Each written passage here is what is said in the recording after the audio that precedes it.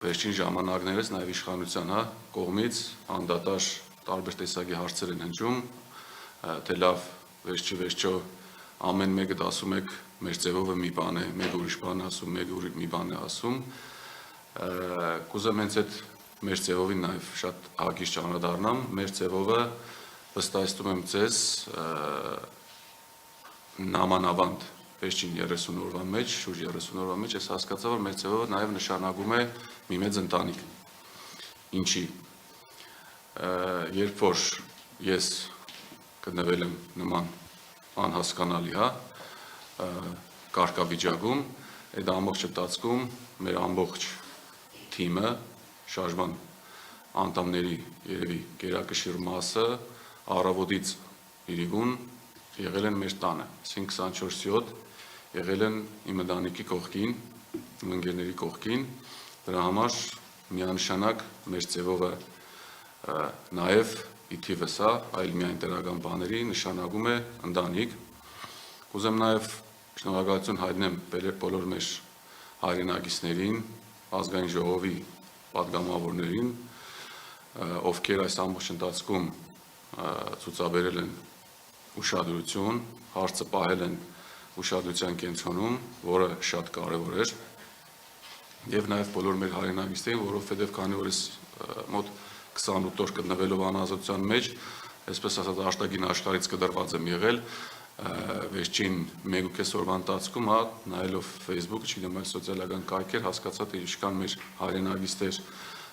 հոգնել են այս ամեն ինչից, որովհետեւ վստահ եմ բնակչության գերակշիռ մասը տեսել նաև այդ տեսագրությունները, թե ես ինչ էի անում, ինչի համար էի գնում ու ինչ անցած ճանապարհ ունեմ, շնորհակալություն եմ հայտնում իրենց, որ այդքան ուշադիր են եղել եւ այդքան սրտացավ։ Ինչ վերաբերում է հոկտեմբերի 20-ին, բոլորիս հայտնի իրադարձություններին, ուրեմն հոկտեմբերի 20-ին հաշվի առնելով փաստաբանության մասին օրենքով, նախատեսված փաստաբանական գաղտնիքը չեմ կարող բարձրաձայնել, թե ում կամ քանի հոգու հայց, որպես պետք է ներգրանայի եւ փաստաբանական օգնություն ցուցաբերեի, ես Երևան քաղաքից շարժվել եմ Գյումրի քաղաք, այնտեղ հաշվի առնելով, որ հրաբարակ արդեն փակ էր, ոստիկանական մեքենաներ են եղել, ցույց եմ տվել իմ փաստաբանական արտոնագիրը, մեքենայով կարողացել եմ հանգիստ մոտենալ քաղաքապետարանի շենքին, այսինքն ոստիկանության աշխատակիցները այդ մասում գտնվող հենց այդ պահից սկսած տեղեկացված են եղել, որ փաստաբան եմ, իրավապաշտպան գործողություն եմ իրականացնելու եւ առանց խոչընդոտ թույլ են տվել ինձ անցնել այդ փակ փողոցով։ Դրանից հետո ուրեմն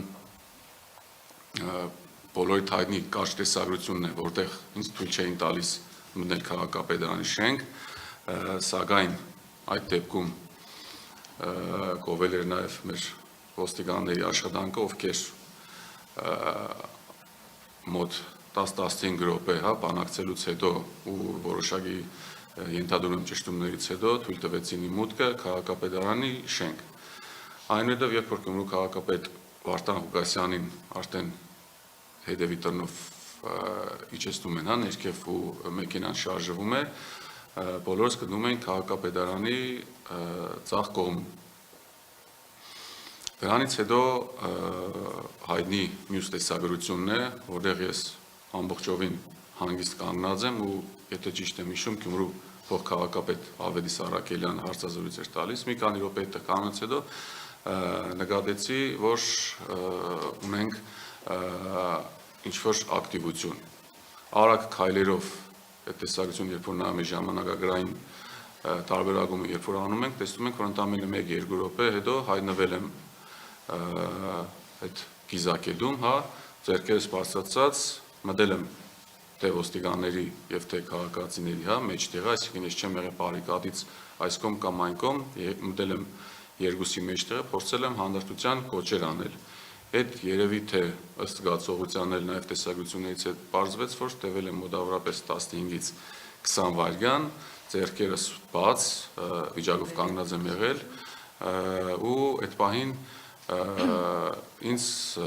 առնվազն իմ համար անհասկանալի պայմաններում բերման են ենթարկում։ Բերման ենթարկելուց հետո ամբողջ ընթացքում